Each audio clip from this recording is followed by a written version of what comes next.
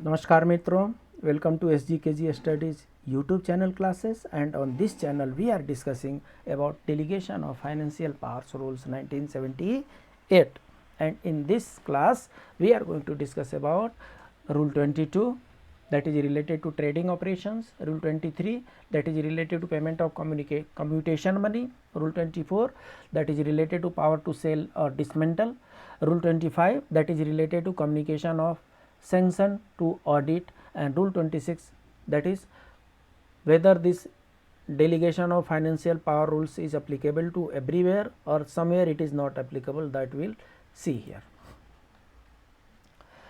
So sale etc of public building, Rule 22 is related to trading operations, commodities. So in Rule 22, commodities and trading operations more than 1 crore is empowered. Up to 1 crore commodities and trading is empowered, and that has been provided by the government, and that is given in the Rule 22. Rule 23, payment of commutation money from consolidated fund. Payment of commutation money should not be more than what is calculated at lump sum, and that is paid from the consolidated fund. Rule 24 gives full power to the Department of the Central Government Administration to sanction sale dismantle of public buildings, provided these powers are exercised with the concurrence of their financial advisor. So क्या करना है, government buildings हैं, government installations हैं, this gives department to sell dismantle of public building.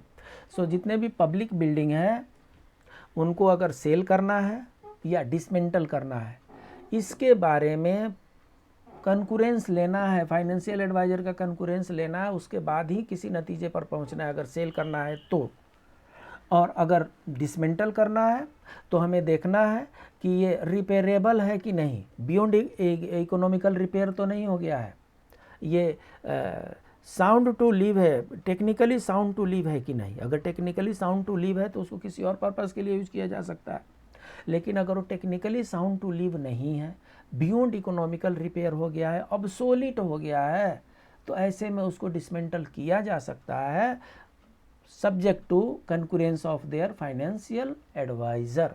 Financial adviser से concurrence लेकर ही कोई भी पब्लिक बिल्डिंग को सेल या डिसमेंटल किया जा सकता है, उससे पहले नहीं किया जा सकता है. अगर सब्सक्राइब नहीं किए तो सब्सक्राइब कर दीजिए, लाइक कर दीजिए, शेयर कीजिए, कमेंट कीजिए. Under Article 148(5), the Constitution of India, the conditions of the serving of the persons serving in the Indian Audit and Accounts Department.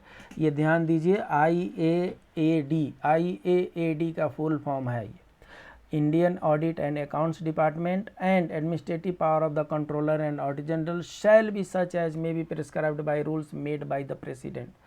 So क्या है, power of Indian audit and accounts department and CAG, उनका जो power वो होगा जो president of India decide करेंगे after consultation with the controller and audit general.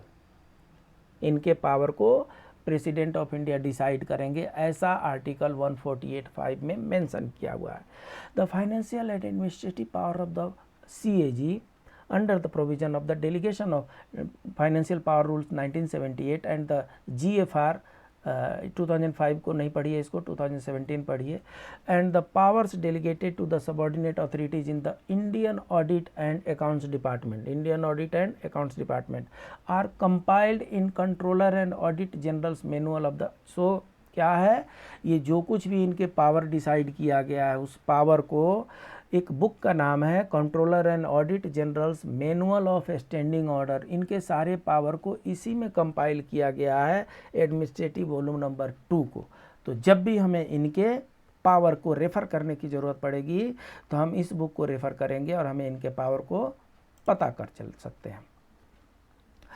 This manual also includes power of the Controller and Auditor General of the India and the authorities in the Audit and Accounts Department relating to civil pension, that is related to computation, classification, control and appeal, conduct rules, general provident rules. ये सारे चीज़ों का जो है इस volume 2 में detail में दिया हुआ है. रूल 25 जो है communication of sanction to audit. साफ साफ बात है साहब, जो भी गवर्नमेंट का सैंक्शन है, जो भी डिपार्टमेंट का सैंक्शन है, जो भी हेड ऑफ द डिपार्टमेंट का सैंक्शन है, जो भी हेड ऑफ ऑफिस का सैंक्शन है, सैंक्शन की एक copy has to be forwarded to audit department. Whatever sanction we are giving which involves financial implications, वो सारे सैंक्शन जिसमें फाइनेंस इन्वॉल्व है, इसीलिए तो इसको हम डेलीगेशन ऑफ फाइनेंशियल पावर्स कह रहे हैं। तो जिसमें भी फाइनेंस इन्वॉल्व है वो सारे सैंक्शन की एक कॉपी ऑडिट को दिया जाएगा without fail, so that audit can have an I over the project, over the expenditure, over the appropriation, reappropriation and other issues. Rule 26 is the last rule. As I have told you earlier itself, delegation of financial power rules contains only 26 rules, and 26 is related to not applicable to. So, to whom it is not applicable? Delegation of financial powers rules 1978 is not applicable to Ministry of Railway, Ministry of Defense, Department of Atomic Energy, Department of postal and telecommunication, उसको थोड़ा सा बड़े form में देख लीजिए यहाँ पर किस ये अप्लीकेबिलिटी हमने पढ़ लिया है फर्स्ट क्लास में ही। और not applicable to ministry of railway, ministry of defence and its subordinate offices, government of India representative abroad, postal and telegram board, Indian postal and telecommunication board, Indian postal and telecommunication department, इन पर ये applicable नहीं है।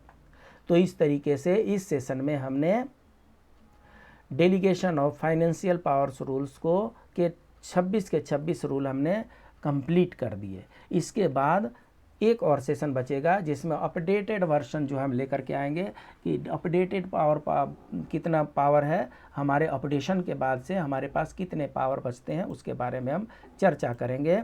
जिन लोगों ने subscribe नहीं किया subscribe करें, लाइक करें, शेयर करें, कमेंट करें। मिलते हैं अगले क्लास में, तब तक के लिए